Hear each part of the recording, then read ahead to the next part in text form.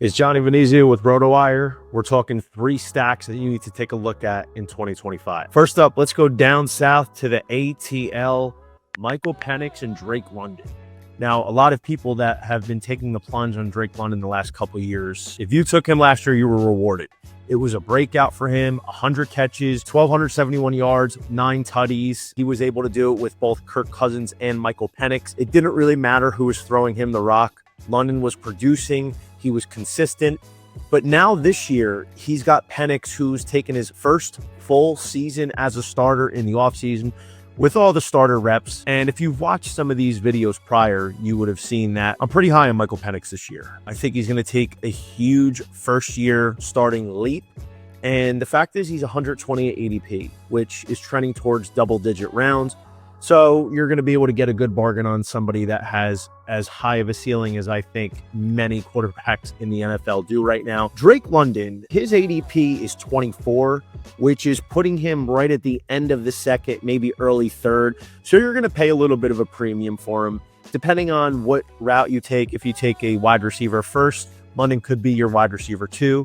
I'd probably be a little bit more comfortable with London as my 2, but I think the 2 of these in what could be a new offense for Atlanta, something that should be high powered.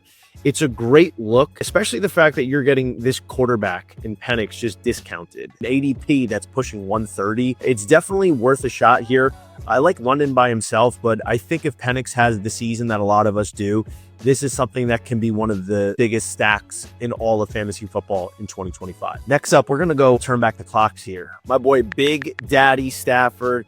Matthew Stafford's had a down last couple of years, had to fight through some injuries to not only him, but his receiving cores as well. But it's a 127 ADP. I don't expect Stafford to be putting up those numbers he did a few years ago with LA, pushing 5,000 yards, 40 tutties. But I think somebody like him is 4,000 yard passer.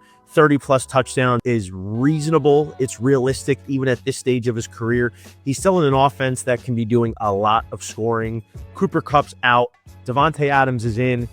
Tay is still a dog, man. In a down year, in a mess in the Jets offense with Aaron Rodgers, he still put up 85 catches for over 1,000 yards and 8 scores. The ADP's at 43 for Adams right now in Yahoo Fantasy Leagues. That is going to give you about a 4th round draft position, which could be a wide receiver 2 or 3, depending on where you're going.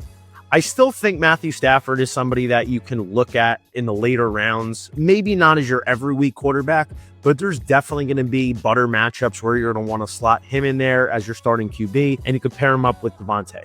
I think Davante's skill set is absolutely going to translate in the later part of his career, as he's a silky smooth route runner with maybe the best release in football, could still catch as well as anybody. So I think this is something that I would definitely look at. It's probably not being talked about as much as some of these other stacks, but it's definitely something that I can see being very fruitful at certain points throughout the year. If you enjoy these videos, make sure you hit that like and subscribe button. And right now, RotoWire is going to give you 15% off of any product on RotoWire.com. That includes our fantasy football rankings, our draft kit, and access to our experts for those tough start-sit decisions. Use code YouTube15 at checkout. Last but not least, let's go down to Jacksonville. Trevor Lawrence and Brian Thomas Jr., they got a brand new head coach. Liam Cohen came over from Tampa Bay. Fantastic offense for the Bucs in 2024. That's what the Jags' new skipper is going to bring with him. Brian Thomas Jr. is one of the most exciting players in football. This is a guy, by the way, that I really am going to be enjoying betting for Offensive Player of the Year in the 35-1 range. Thomas went nuts to finish off the 2024 campaign. He had either 90 yards and or a touchdown in his last 4 games. It was 87 catches for 1,282 yards and 10 scores. So obviously Brian Thomas, that's an easy sell there. His ADP's at 17, so you're going to pay the premium, a 2nd round pick. No problem taking him there.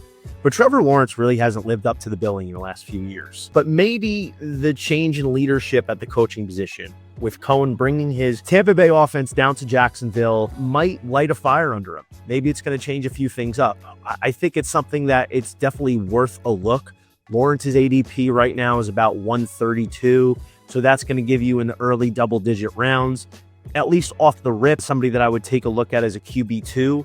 But I think, like the Stafford-Tay combination, there's going to be matchups throughout the year.